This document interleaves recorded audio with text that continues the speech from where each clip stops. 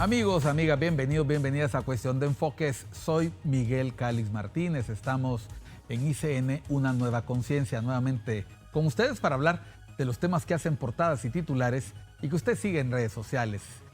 Sigue en nuestros noticiarios, en ICN.digital, en los noticiarios, en los distintos horarios, mañana, al mediodía, el estelar y en otros medios de comunicación. Como usted sabe, acá en Cuestión de Enfoques escuchamos distintos puntos de vista, perspectivas, opiniones, pareceres. Y en los últimos días, como hemos estado ya conversando acá en el programa y en otros espacios, se empieza a sentir el nerviosismo porque dentro de pocos días va a haber llamamiento a elecciones. Vamos a empezar esa etapa que entusiasma a los hondureños. Se dice que a los hondureños lo único que es capaz de entusiasmarlos como el deporte es la política.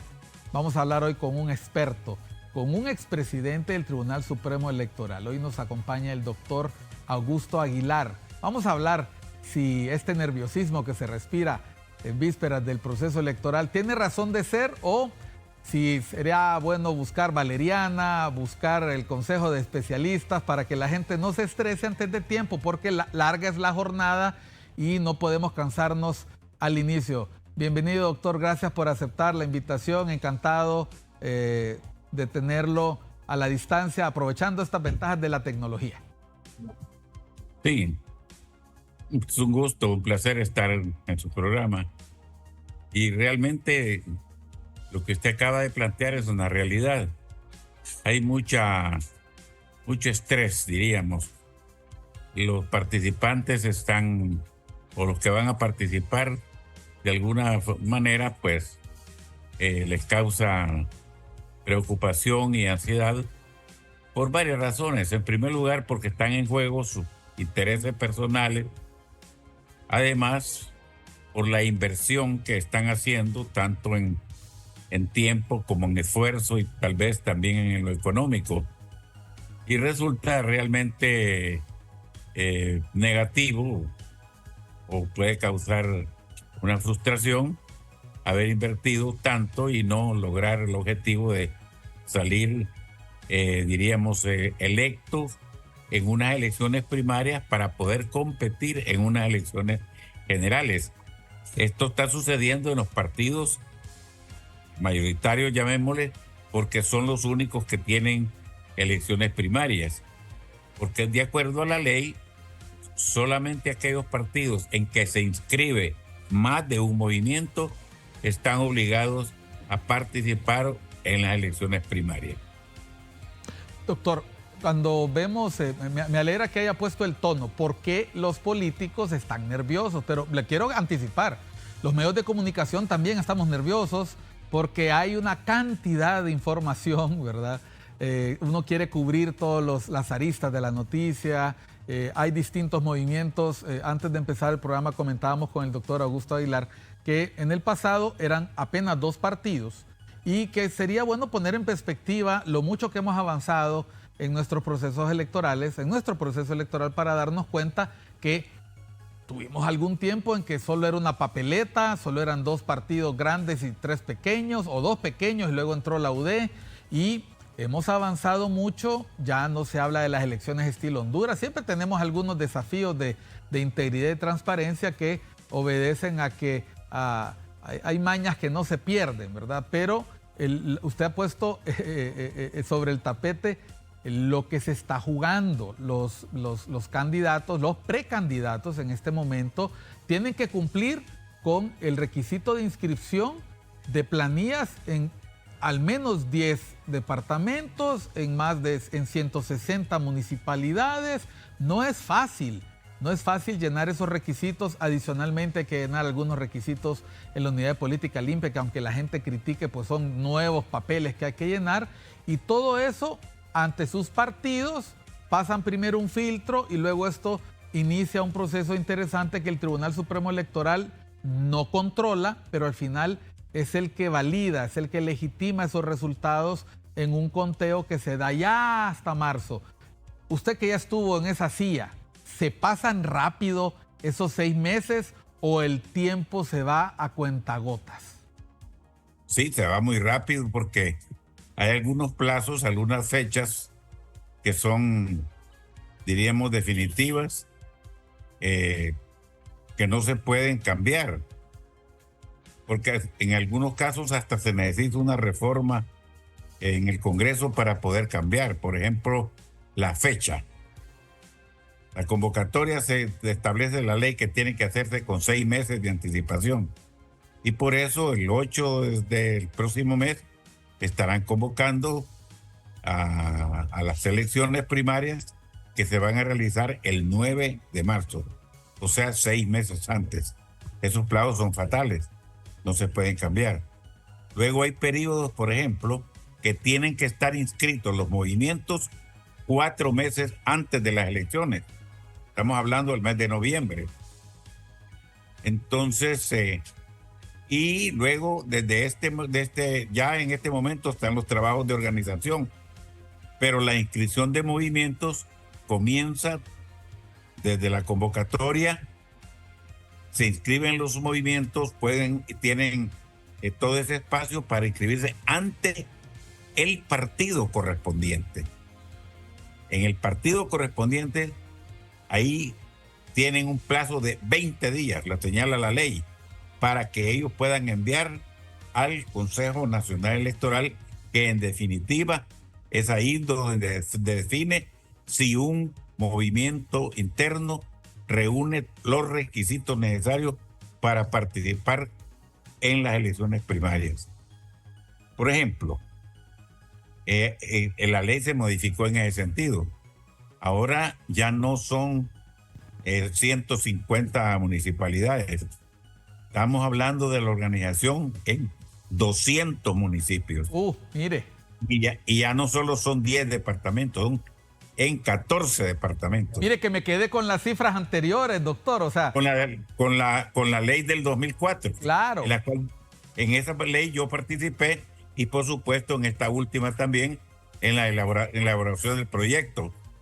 Entonces ahí se hicieron esos cambios para, diríamos, darle más representatividad a un movimiento y en el cual realmente tenga las posibilidades de tener, además de su participación, con un buen caudal político. Por eso se pusieron esas nuevas cantidades a fin de darle más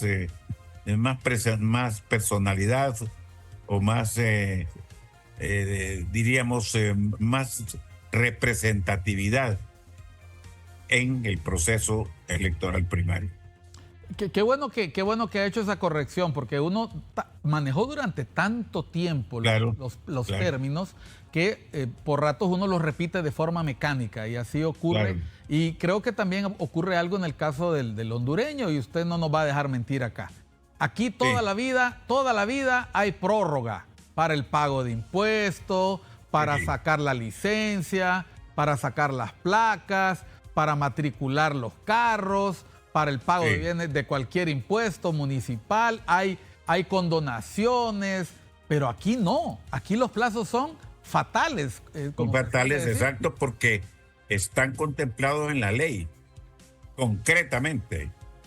Entonces, cambiar una fecha de esas significa una reforma a la ley. Y además, reformar una ley implica una votación o una votación calificada. Estamos hablando de las 2/3 partes. Bueno, y aquí entonces vea usted por qué los candidatos, las candidatas, todo mundo anda en el corre-corre, porque la gente deja las cosas para última hora, faltan papeles, un precandidato no mandó un DNI, alguien no mandó su constancia del banco o no manda la constancia de que no tiene procesos pendientes. Ahora tenemos que vigilar si hay procesos de violencia doméstica, si no son deudores morosos con el Estado. Es decir, nadie quiere que lo inhabiliten a último minuto. Entonces, uno puede entender la carga de o sea, que cuando nosotros vemos esa foto de los movimientos presentando aquellas cajas en los partidos, ahí está solamente un hito, porque después de eso vienen otros procesos que significa verificar que la documentación esté en orden y hacer sustituciones por si hubieran cruces. Hay gente que le da el nombre y le da sus papeles a varios movimientos y después terminan cruzando y sacan gente. Cuando ya vamos a las elecciones primarias, ¿qué procesos no controla el órgano electoral? Porque se ha hablado mucho con el tema de la presupuestación, que está todavía no la han terminado de aprobar. Se ha hablado mucho de que se ha hecho a última hora como que fuera una excusa. Hay plazos también que tienen que ver con términos administrativos. La ley de contratación del Estado tiene sus propios plazos. Aquí estamos hablando de sistemas que necesitan prueba y error, que necesitan garantizarse el resultado, que se tienen que probar en estrés, como dicen, bajo cierta presión. ¿Cuál fue la experiencia como presidente del Tribunal Supremo Electoral en cuanto a la agilidad de los proveedores, cuando los proveedores que tienen que apoyar en este tipo de cosas, imprentas, proveedores de material? Entiendo yo que ahora la mecanización ha ayudado mucho, los procesos son grandes, hay gente que tiene empresas filiales en Centroamérica que puede suplir la demanda. En ese sentido, entiendo yo que los procesos ahora facilitan que los proveedores puedan entregar todos estos insumos con tiempo, ¿o sigue siendo problemático? Sí, hay algunos problemas porque algunos de los productos o de los materiales que se necesitan tienen que ser importados. Por ejemplo, la tinta indeleble, esa generalmente se trae de México y hay que hacer el proceso de licitación privada. Luego también últimamente las urnas también se han traído de México, porque antes aquí lo que utilizábamos eran cajas de cartón y ahora tienen otro material que tiene la ventaja que es duradera. O sea que una misma urna puede servir para varios procesos electorales. Sin embargo, como en cada proceso electoral, estamos hablando de cada 4 años, se incorporan aproximadamente unos 500 a 600 mil nuevos electores. Entonces eso implica que se necesite la compra de más urnas por una parte y luego la impresión y compra de las papeletas electorales. Ahorita en este momento se habla de que van a existir 18,000 mesas.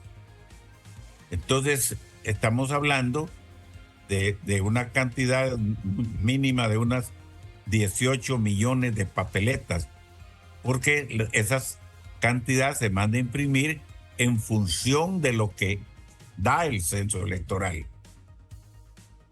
Esa misma cantidad de la que se manda, se compra y se imprimen en los 3 niveles. Acordemos que hay una papeleta para el nivel presidencial, otra papeleta para los diputados y una tercera para las corporaciones municipales. Y ha habido procesos en los cuales se pone una adicional, que es para las elecciones primarias, internas, de los partidos, porque aprovechan para elegir a sus autoridades. Doctor, aprovechemos entonces, vamos a ir a una pausa. Al volver, vamos a aclararle algunos términos. Usted acaba de hacer uno de las diferenciaciones favoritas mías.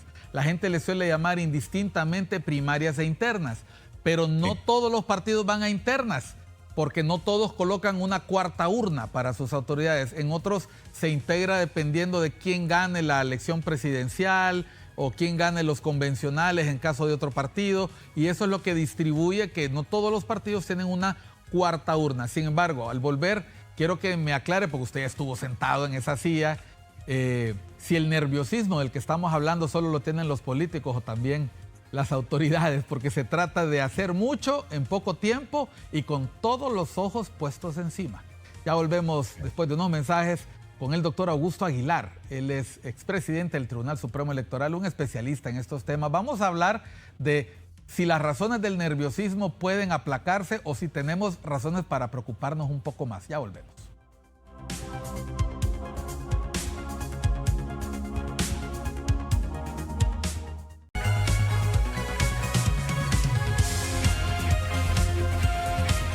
Continuamos en Cuestión de Enfoques con el doctor Augusto Aguilar, expresidente del Tribunal Supremo Electoral, hablando sobre el nerviosismo que se respira en el ambiente. Un nerviosismo porque ya se acerca el proceso electoral. Eso significa que empieza a flotar el aire de cambio o de permanencia de los partidos, de los diputados, de los alcaldes, porque como lo ha dicho él, en los distintos niveles electivos, las aspiraciones son muchas y como dice aquel dicho, hay pocos diablos y mucha agua bendita, o al revés, ¿verdad? Ajá. Entonces, muchos diablos y poca agua bendita. Aquí más bien el punto es, hablábamos de nerviosismo. Usted estuvo ahí ya, doctor. Estamos hablando de un montón de procesos que no dependen de ustedes. En este caso de las primarias, todo el peso está en los partidos, son los partidos los que mandan representantes de los movimientos a las mesas, pero es al tribunal, en este caso al Consejo Nacional Electoral, que le toca coordinar la capacitación de todas estas personas. Luego, si hay que transmitir datos y transmitir resultados preliminares, también hay toda una logística que hay que trabajar, una coordinación con las Fuerzas Armadas para que todo funcione bien. ¿Se puede dormir? ¿Cómo hace un tribunal, cómo hace un magistrado, un consejero electoral en esos días? ¿Se la pasan durmiendo dentro de las instalaciones? ¿Duermen poco? ¿Qué pasa con todo el personal? Porque es un esfuerzo logístico enorme que no admite prórrogas. Claro.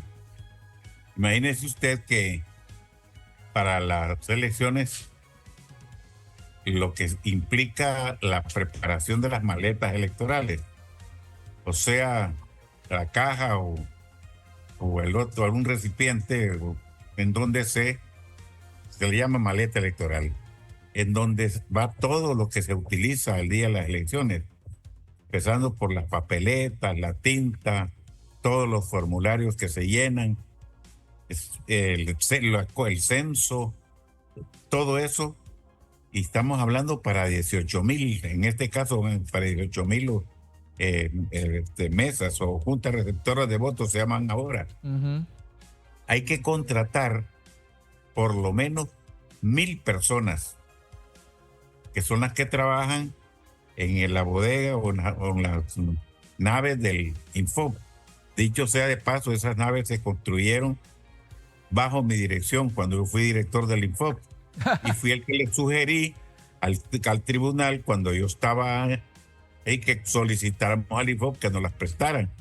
Y desde entonces, estamos hablando del 2006, 2005, ya esas se han utilizado en todos los procesos electorales.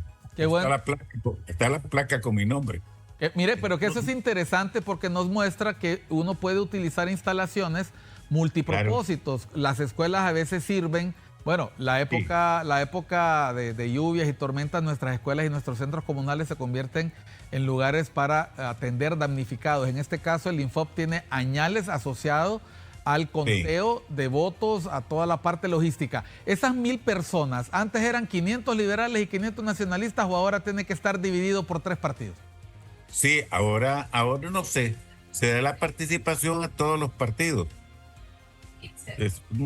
Por supuesto, a todos los partidos que tienen, estamos hablando de movimientos. Claro. Porque los otros que no participan en las primarias, la selección de los candidatos las hacen por medio de asambleas. Ajá. Municipales, departamentales o nacionales, seleccionan todos sus candidatos. Por supuesto, eso está contemplado en los estatutos de cada partido, cómo hacer la selección de candidatos cuando no hay inscripción de movimientos. En este caso, además de las personas que se contratan, que le decía, para todo el trabajo de, llamémosle, rutinario, de preparar las maletas electorales, también el personal permanente, especialmente los de informática, que tienen que estar trabajando en la parte de los censos, de la depuración, de excluir a los militares, a las Fuerzas Armadas, de excluir a los que están condenados con sentencias firmes, que tienen que desaparecer del censo, luego la incorporación de los nuevos electores. Por supuesto, buena parte de esta información proviene del Registro Nacional de las Personas. Pero claro, es un trabajal y la gente está muy ansiosa. Hay cantidad de empleados que trabajan varias horas y varios días, horas extras. Y los fines de semana, sobre todo cuando ya está cerca el día de las elecciones. Porque como bien lo decía usted en algún momento, son plazos y horas ahora también fatales. Ya vemos que a las 7 de la mañana empieza la votación, se cierra a las 5 de la tarde y solamente puede prolongarse en todo el país cuando es una decisión por unanimidad de los miembros del Consejo Nacional Electoral. Bueno, visto con esto que usted me está diciendo, entonces uno puede entender por qué hay tanta ansiedad en el Congreso Nacional con el hecho de que no se haya aprobado todavía el presupuesto para este proceso electoral, porque se trata de proveedores. Además, hay un detalle importante que tiene que ver con el contexto. Importación. Sí. Y sabemos que están escasos los dólares, que hay dificultades para el... O sea, hay una serie de elementos adicionales que influyen en el ánimo. Como usted mencionaba, antes era más fácil que se pusieran de acuerdo dos partidos, ahora interviene un tercero. El ambiente de diálogo se ha enturbiado un poco. Antes era mucho más fácil ponerse de acuerdo. Hay mucho nerviosismo, no solamente entre los distintos partidos, sino internamente en cada partido. Los movimientos que compiten quieren obviamente ganar, quieren demostrar su fortaleza, quieren dejar sentado ya un pie de cara a las elecciones generales y a eso si le sumamos encuestas, si le sumamos debates, si los hubiera, si le agregamos elementos contingentes que siempre ocurren, entonces es normal que las personas anden un poquito con estrés, como mencionaba usted. A ver, usted estuvo en esa silla. Cuando compartió la posición en el TSE, ¿qué tanto puede verse afectada la salud de los participantes en el proceso electoral si no se toman cuidados? Y lo menciona, alguien dirá, ¿por qué está hablando Miguel de temas de salud? Bueno, porque hay personas, como lo dice usted, que han colocado todos los huevos en esta canasta de las elecciones y se les olvida que tienen que ir a competir. Y si se endeudan, si generan expectativas por encima de lo real, pueden verse frustrados, se pueden decepcionar, deprimir y pueden pasarla muy mal. ¿Cómo manejar esos niveles de estrés? Ahorita voy a apelar al profesional que tuvo la experiencia. ¿Cómo manejar esos niveles de estrés?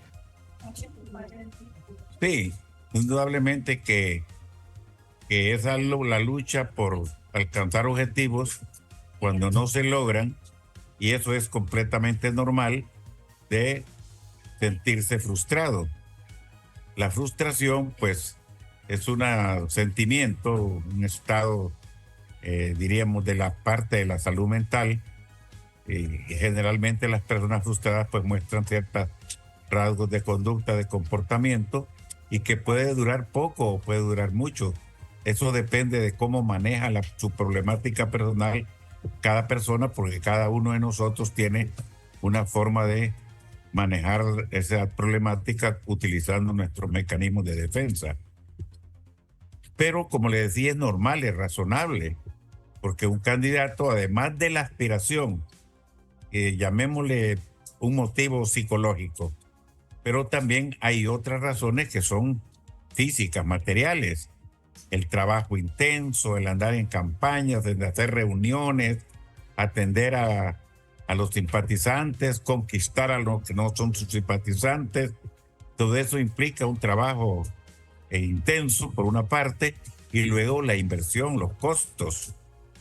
Por muy pequeña que sea una corporación municipal, los que participan o están aspirando a los cargos de regidores también implican costos, porque es necesario, además de lo que ya se hace a través de los medios y de las redes, siempre es necesario hacer reuniones, y eso implica también gasto, ¿verdad? O inversión, si podría llamarse. Entonces, lo que sí debemos tener presente, y eso debemos hacer énfasis, en que las aspiraciones no siempre se logran. Y el problema está que para un solo cargo pueden haber muchos aspirantes y el ganador es uno solo. Entonces ahí es donde viene la frustración, los sentimientos, incluso hay gente que se deprime mucho y es necesario atender esa problemática, buscar la ayuda. Si acaso es muy grave la situación, buscar la ayuda de un profesional en la salud mental. Doctor, volviendo al tema, los políticos están luchando por el poder. Y aquí sabemos que se trata no solamente de la búsqueda del poder, sino intereses, hay inversión de tiempo, hay carreras personales. Usted que ha estado en las dos posiciones, en la posición del político que ocupa un cargo de elección popular, pero también como árbitro. Sí. Hemos visto en los últimos días los ánimos caldeados en el Congreso Nacional. Quienes antes criticaban la insurrección legislativa ahora están en insurrección legislativa. Fíjese que cuando yo veo todas esas expresiones, yo veo que es hasta bueno en términos de desahogo personal, ¿no? Por lo menos yo prefiero que estén pitando, yo prefiero que estén haciendo esos gestos a que se vayan a los golpes, a que se insulten. Y yo creo que también da un sentido de urgencia, ¿no? Porque creo que a la población no le gusta ver estas expresiones, pero entiende que tiene que haber algún nivel de presión. Ahora, una vez que se apruebe el presupuesto, que eso es inminente, es posible que ahora cuando estemos transmitiendo el programa, la aprobación ya haya ocurrido porque ya se dispensaron 2 debates, ya hay bastante acuerdo. Todavía hay debate con respecto a algunas decisiones que tienen que ver con la autonomía, según las personas que cuestionan de la oposición, versus el proyecto. Estuve escuchando ahora al diputado Hugo Noé Pino indicando que no debía considerarse este nuevo artículo que se ha incluido en la propuesta como una intención de restar la autonomía al CNE. ¿Hasta qué punto es conveniente que en aspectos que corresponden exclusivamente al CNE decidir si se va a utilizar un procedimiento u otro, quede sujeto al debate político cuando se trata de situaciones que en el fondo son meramente técnicas? Sí, mira, hay cosas que para ponerlas en práctica se necesita previamente reformar la ley. Claro. En otros casos, cuando no está prohibido ni está estipulado, entonces eso se resuelve mediante las resoluciones que toma el Pleno del Consejo. En algunos casos tiene que ser por unanimidad. De tal manera que eso me parece a mí que esa responsabilidad se la deberían de dejar para no estar en conflicto en el Congreso, que sea el propio Consejo Nacional Electoral con sus tres representantes titulares, o sea, los concejales, y que sean ellos los que resuelvan el problema. Porque si lo hace el Congreso como ordenándolo, entonces eso implicaría hacer la reforma de la ley electoral. Y para eso, como le decía al principio, se necesita tener mayoría calificada. Exacto, es introducir un elemento de debate y discordia innecesario que produce más nerviosismo. Y entonces la gente empieza a decir, bueno, ¿por qué no se ponen de acuerdo en lo más importante, que en este caso es el presupuesto, y en llevarnos a un proceso electoral sin aspavientos, sin estrés y tranquilamente? Porque lo que quiere toda la gente es elegir a sus candidatos en marzo y poder enfilarse ya a noviembre. Ese último tramo, el tramo entre marzo y noviembre, de ese vamos a hablar al volver con el doctor Augusto Aguilar. Él es ex magistrado del Tribunal Supremo Electoral, asesor especialista electoral, y estamos conversando en este momento sobre ese nerviosismo. ¿Por qué? Porque quiero que usted entienda que cuando los candidatos, cuando las candidatas comparecen en los medios de comunicación y se dicen cosas, etcétera, posiblemente estén descargando todo ese estrés y ese nerviosismo, y usted no tiene por qué estresarse y ponerse nervioso. Recuerde que esto es como cuando va uno a un partido de fútbol. Uno gana, otro pierde, y el día siguiente los que perdemos pues tenemos que aguantarnos, ¿no? Y seguir con la vida, como dice el doctor. Ya volvemos con el doctor Augusto Aguilar después de unos mensajes.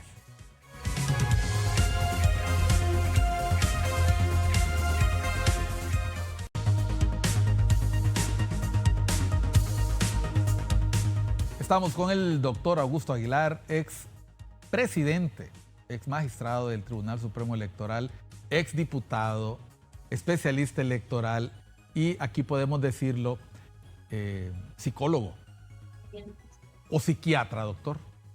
No, doctor en psicología. En psicología, sí. Sí, doctorado. Esto es importante y lo voy a decir por qué. Porque es una pregunta con la que lidian permanentemente los profesionales de la mente, los profesionales del estudio de la mente humana.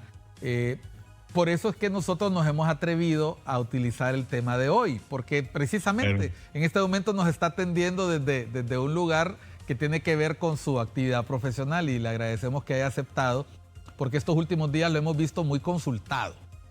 Imagino que está acostumbrado que en este tiempo hay que tener espacio para hablar con todos los medios de comunicación. Doctor, cuénteme algo. Sí. Pasadas las elecciones primarias, quedan un montón de personas excluidas, pero luego la responsabilidad recae sobre los hombros ahora del CNE, antes del TSE, porque luego viene otra prueba, que es la prueba de las elecciones generales. Y las elecciones primarias, y esto lo voy a decir yo, no tiene que decirlo usted, tienen fama de toda la vida dejar descontenta a la gente. Las elecciones primarias siempre hay muchas acusaciones de que no se manejaron bien los conteos, específicamente porque lo hacen los partidos. Y al TSE le toca solamente hacer públicos los resultados, pero se lleva lamentablemente la carga negativa de las quejas frente a la opinión pública.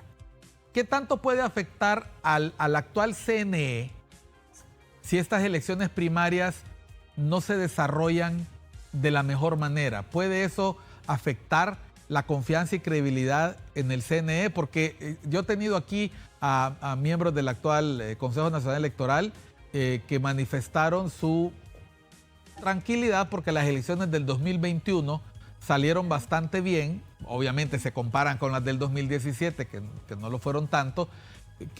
¿Cómo puede afectar la confianza en el proceso electoral y aumentar los niveles de nerviosismo si las primarias tienen problemas, tienen contingencias, tienen quejas, tienen mucho reclamo? Sí, dice que en esa parte es interesante plantearse lo siguiente. Hay la mayoría, dependiendo de la cantidad de movimientos de los aspirantes, pues resultan perdedores, por una parte. Pero hay una cosa, un componente que generalmente no se cumple, y es el hecho de que la ley establece que 45 días después de las elecciones primarias desaparecen los movimientos. Entonces, los candidatos que han quedado electos son del partido. Y desde el punto de vista de la ley, ya los movimientos dejan de existir y solamente se considera al partido político en su totalidad. Pero en la práctica no sucede. Quedan los rencores, quedan las molestias, quedan hasta enemistades por la competencia en que han estado y los resultados que no han favorecido a la mayoría, sino que a una minoría. Doctor, ¿cree usted que deberíamos de empezar a discutir, reformar el proceso de selección de cargos en las elecciones primarias? Porque a diferencia de las generales, que es proporcional y se integra, en las generales se aplica el principio de mayoría simple y eso es problemático porque los movimientos que arrasan en algunos departamentos, los movimientos perdedores no logran colocar a sus miembros dentro de las planillas y eso afecta muchísimo que los partidos después se puedan consolidar una vez pasadas las primarias. Se sigue manteniendo ahí a pesar de que ha generado discordias en el Partido Liberal, ha generado discordias en el Partido Nacional e incluso yo podría decirlo, como lo mencionó usted, en el Partido de Libertad y Refundación hemos tenido personas que se quejaron hasta el momento último de la elección porque se sintieron desplazados al no ver ninguno de sus representantes integrado en las planillas. ¿Será esa una materia pendiente en las reformas electorales? Porque yo veo que lo mantienen seguramente para darle la hegemonía al movimiento ganador, pero afectan muchísimo la integración del partido luego de las primarias. Sí, pero en realidad sí se integran, porque excepto la fórmula presidencial, Claro. pero ya en la planilla de diputados va integrada y según la cantidad de votos que haya obtenido, en primer lugar cada candidato y en segundo lugar cada partido. El problema que siempre sucede es que hay muchos que desconocen o no están convencidos con la aplicación de los residuos. Ajá. Pero esto es un método que se emplea en casi toda América Latina con el propósito de considerar a las minorías que también tienen derecho a una representación.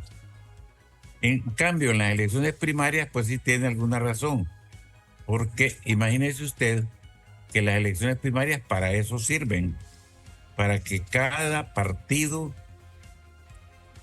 a través de los movimientos, a la participación de los movimientos, pueda cada partido, insisto, en seleccionar quiénes son los que los van a representar y en qué orden debería ser en las elecciones generales.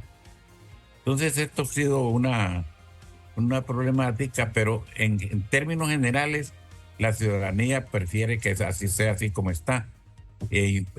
Algunos organismos internacionales se les ha planteado lo que usted ha mencionado y dicen que eso sería un retroceso en la parte o en el aspecto democrático. Ah, mire qué interesante. Ahora, volviendo al tema de los listados, yo vi en el año 2016, vi mucho interés de los partidos a volver al sistema de lista cerrada. Es decir, y de hecho en la práctica ocurre porque ahora los partidos piden una raya, que es una forma de voto de partido. Cuando vemos los temas pendientes de la reforma electoral, usted que es especialista sabe que en Panamá es mandatorio una vez pasadas las elecciones. Ahorita mismo ya en Panamá están discutiendo posibles reformas en el año inmediatamente posterior a las elecciones. Aquí no, aquí dejamos las reformas para último minuto. Hay gente hablando de que si se deben o no deben hacer reformas de último segundo. ¿Qué tanto afecta eso la confianza y aumenta el nerviosismo? Porque recordamos que en las elecciones de 1985, la ausencia de elecciones primarias, la ausencia de elecciones internas, hizo que se tomara una decisión que en aquel momento se llamó salvadora de la democracia, pero generó una conflictividad a nivel dentro del Partido Liberal que hizo que fuera preferible para el Partido Liberal pactar con los nacionalistas la presidencia del Congreso. La gente no lo recuerda ahora, pero el hecho de que el licenciado Callejas, en paz descanse, ganara, entre comillas, la mayor cantidad de votos, pero en la sumatoria lo obtuviera el presidente Azcona, en paz descanse también, nunca fue del todo comprendido y generó a la larga una serie de debates que nos dicen no es bueno dejar para último minuto estos conflictos y mucho menos las reformas. Sí, ese caso es histórico, pero fue, diríamos, una situación muy particular que no se ha dado en todos los años que han pasado y antes tampoco. Ahí es que habíamos hablado de la facilidad con que se hacían los arreglos antes, porque solo eran dos partidos. Pero en ese momento se presentó un fenómeno que casi nunca se había dado, en que en los dos partidos hubo una lucha interna irreconciliable. Por una parte, en el Partido Nacional, habían dos candidatos, el licenciado Callejas, y por la otra parte estaba el que se hacía llamar el candidato de los pobres, tal vez usted se acuerda. Ajá. Y luego que era él tenía la autoridad del partido. Y en el Partido Liberal estaba la lucha muy difícil entre el azconismo, que representaba, diríamos, la oposición dentro del mismo partido, y el candidato oficial, que era don Óscar Mejía Arellano. No se pudo arreglar Entonces la decisión que se tomó, la opción B famosa, lo que implica, ¿sabe qué es? Que en el mismo día se celebraron las primarias y las generales. Así es. Por eso es que al final resultó electo el presidente Ascona, porque él ganó las internas en el Partido Liberal. Y al sumar todos los votos del Partido Liberal, entonces se convierte en la elección general y por eso él resultó electo presidente. Vea, si las Fuerzas Armadas no hubiesen sido los garantes de ese compromiso, se hubiera presentado una problemática muy seria.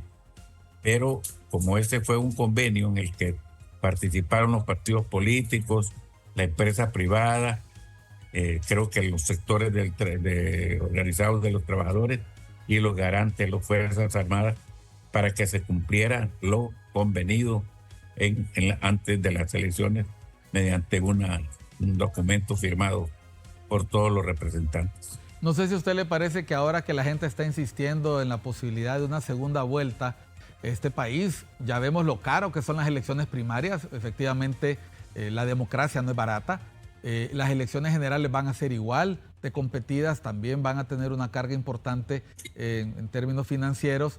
La única manera de eliminar una de estas votaciones para poder tener un balotaje es volviendo a hacer lo mismo que se hizo en el 85, es decir, que la primera vuelta sea con alternativa B, o sea, con la ley de lemas uruguaya, que es básicamente lo que estoy planteando. Lo que le digo es que yo menciono el caso de la alternativa B porque los hondureños hemos sido muy creativos a la hora de encontrar soluciones a los problemas de la reforma política. Cuando se hizo la famosa reforma del 2000-2001, que usted fue una figura importante en ese tiempo, cuando se estaba discutiendo este debate, este tema de la nueva ley, ¿se acuerda?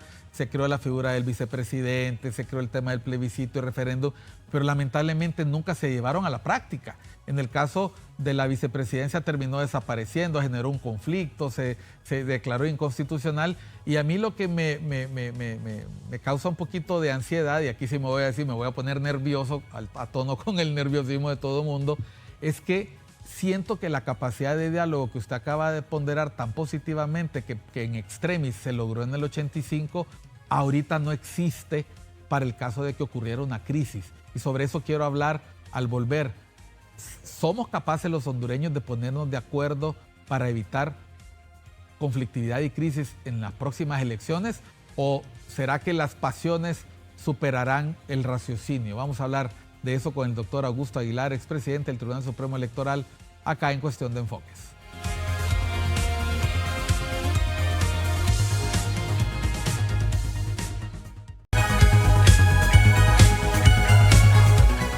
Estamos en el segmento final de Cuestión de Enfoques, hoy con el doctor Augusto Aguilar, expresidente del Tribunal Supremo Electoral, especialista electoral, un hombre que ha viajado por todo el mundo viendo procesos electorales. En la pausa estábamos conversando con el doctor Aguilar, que a mí me generó una sensación de mucha tranquilidad en el último proceso electoral de 2021, ver el gesto que tuvo el candidato perdedor, bueno, el principal candidato perdedor, porque hubo varios partidos que perdieron, Nasri Asfura, acercándose al hogar de la, en ese momento, presidente electa, Xiomara Castro, para, uno, aceptar la derrota, segundo, felicitarla y ofrecerle colaboración, como se hace en las sociedades respetuosas y que se llevan bien. Pero no lo vimos ni en el 2017, ni en el 2013, ni en el 2009, ni en el 2005. Lo vimos en el 2001, pero si nos vamos a la historia, en Honduras los motagüenses no felicitan a los olimpistas cuando pierden. Cuando se dan esos triunfos, diríamos contundentes, como sucedió en el 2021, que no queda duda. Bueno, cuando no hay dudas, se facilita esa transición, se facilita el apoyo del perdedor. ¿Será que nos ocurre con frecuencia que se tiene dudas sobre el resultado? Porque cuando son pequeñas las diferencias menor del 5%, generalmente hay dudas y se alegan o se discuten o se argumenta que hubo fraude.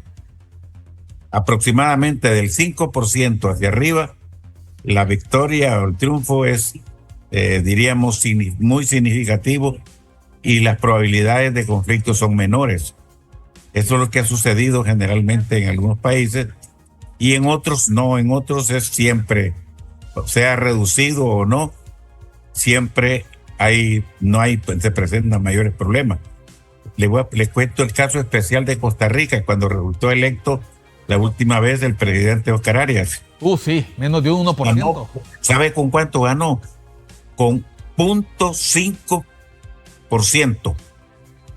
Y el candidato perdedor, de la manera más caballerosa, pidió que por las dudas se hiciera un recuento, voto por... Sí, lo hizo Otón Solís, precisamente, y tenemos otro caso en la región, que fue cuando ganó el presidente Sánchez Serén. El presidente Sánchez Serén ganó por apenas 4,000 votos. Imagínese usted, 4,000 votos. 4,000 votos. Entonces, lo que está mencionando el doctor es importante. Las diferencias generan conflictividad. El presidente Andrés Manuel López Obrador perdió la elección con Felipe Calderón por un margen también muy reducido. Es decir, tampoco es que solo en Honduras el perdedor no admite la derrota. Sí, y lo último que quisiera decirles es que en la elección del 2005, cuando compitió Mel Zelaya con Pepe Lobo, recuerda que los del Partido Nacional salieron a las calles a celebrar el triunfo a las 7 de la noche. Y por otra parte, los liberales celebrando el triunfo también. ¿Cuál fue el problema? O diríamos el motivo, porque la diferencia fue mínima. Menos de 4%. 73,000 votos. Esa fue la diferencia entre Pepe Lobo y Mel Zelaya. Entonces, hubo hasta participación de organismos internacionales para que pudiera aceptarse el triunfo de Mel Zelaya. Entonces, pues, en resumen, es importantísimo para que no exista conflicto la cantidad o el porcentaje con que un candidato resulta ganador o perdedor.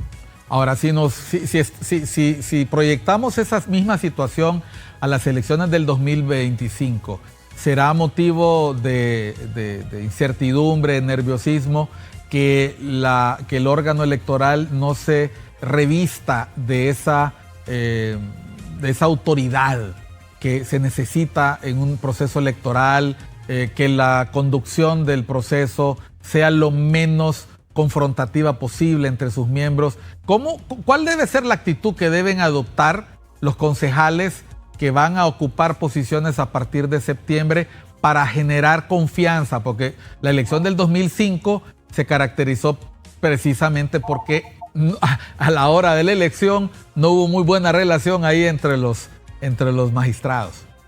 Lo que está contribuyendo en todos estos países donde existen conflictos, está contribuyendo mucho a resolver esa problemática, la participación como observadores de los organismos internacionales, de la sociedad civil organizada y de muchas instituciones dedicadas a la parte del fortalecimiento de la democracia, que también realizan la labor de observación.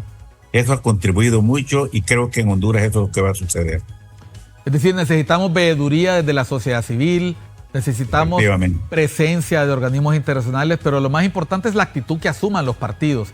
Y ya para acercándonos al final del programa, nos quedan unos 6 minutos, 5 o 6 minutos, doctor. A ver, volvemos al tema de en vísperas de elecciones primarias. Si todo sale como está previsto en la ley, como está previsto en el presupuesto, nosotros tendríamos que estar ya en campaña electoral 45 días antes de las elecciones del 9 de marzo o la campaña se ha reducido. No, la ley ya establece que son 50 días 50 días, exacto. antes de las elecciones, en las elecciones primarias, y son 90 días antes en las elecciones generales. Pero ahora también existen mayores exigencias en cuanto al contenido, también exigencias en cuanto a prohibiciones, como por ejemplo llamar al abstencionismo o denigrar a los candidatos o a los partidos políticos. Todo eso ya existe como prohibiciones para los partidos políticos. Bueno, una cosa muy significativa que también que es un cambio que se hizo en la ley, que en un partido no puede proponerse a una persona para más de un cargo.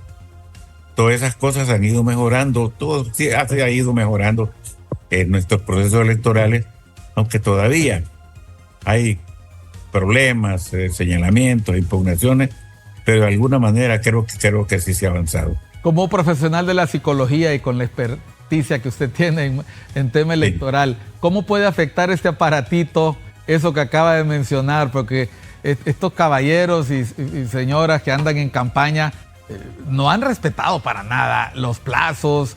Ahora un mensaje, se dicen cosas en las redes sociales, incluso, y esto lo voy a decir yo, no tiene que decirlo usted, hemos visto incluso participando a futuros miembros del Consejo Electoral, entrar ahí en dimes que te diré con algunos precandidatos. ¿Cómo desde aquí voy a hablarlo desde la psicología, desde la experiencia que le da a usted no solamente la profesión, sino también el haber estado en los zapatos de los políticos y del árbitro? ¿Cómo controlar las bajas pasiones en este aparatito? Sí, fíjese que ese tema ha sido discutido en diferentes escenarios por los organismos internacionales.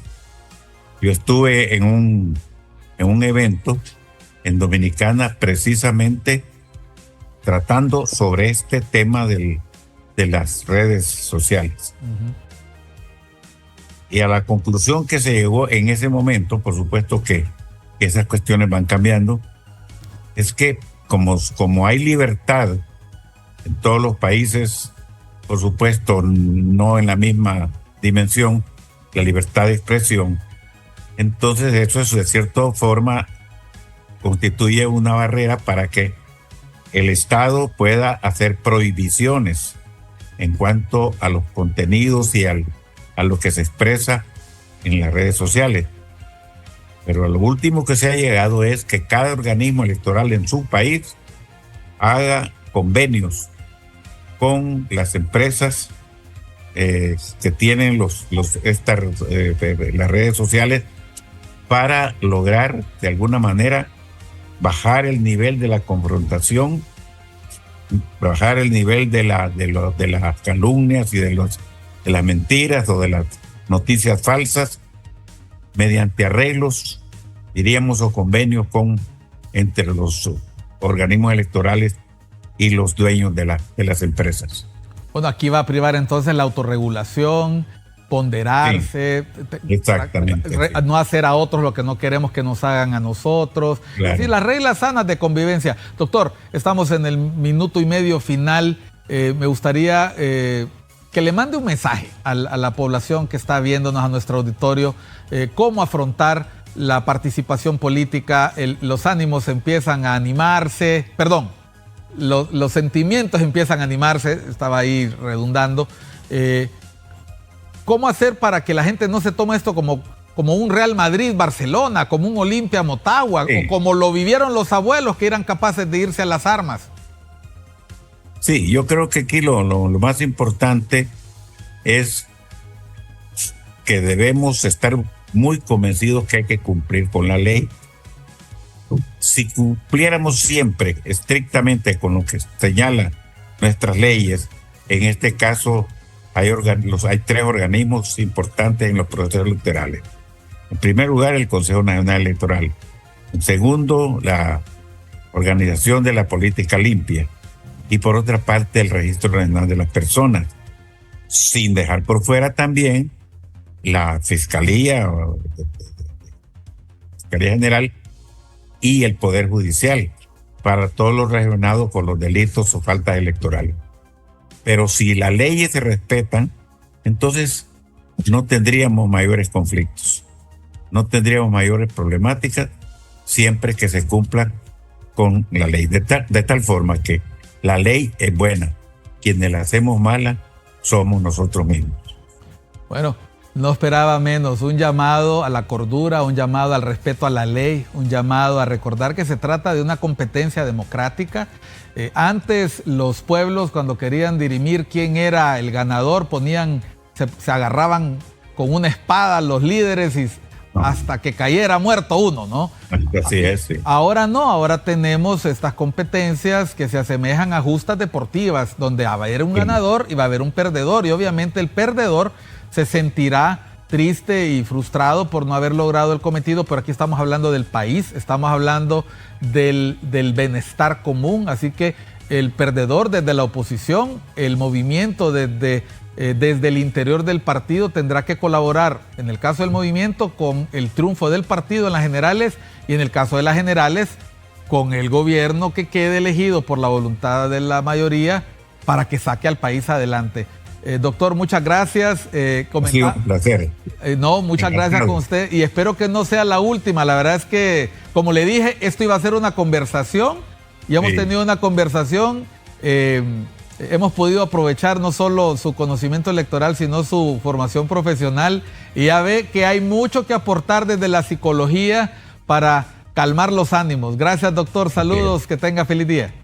Encantado, igualmente. Gracias, doctor. Bueno, eso fue Cuestión de Enfoques. Hemos tenido una mirada aguda al proceso electoral, como solo lo puede hacer una persona que ha pasado por la posición de político que compite, de árbitro que verifica, supervisa y administra el proceso electoral, pero también desde la profesión de la psicología. Recuerde, esos nervios que usted siente como político son normales. Lo que no está bien es que usted le transmita esa ansiedad y ese nerviosismo a nosotros, la población, los medios de comunicación. Tenemos un reto importante también de no hacer eco de toda esos ataques, esa maledicencia que a veces se produce y que en aras de lograr rating, en aras de lograr una primicia, los medios de comunicación lo único que hacemos es alterar el ánimo y la calma. Así que tómeselo con calma, los nerviosismos déjeselo a los candidatos y a las candidatas que seguramente tendrán que competir mucho para lograr